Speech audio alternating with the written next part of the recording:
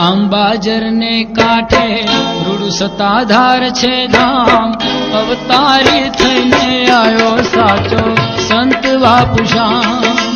આંબાજર ને કાંઠે રૂડું સતાધાર છે ધામ, અવતારી થઈને આવ્યો સાચો સંત બાપુશ્યામ. અવતારી થઈને આવ્યો સાચો સંત બાપુશ્યામ.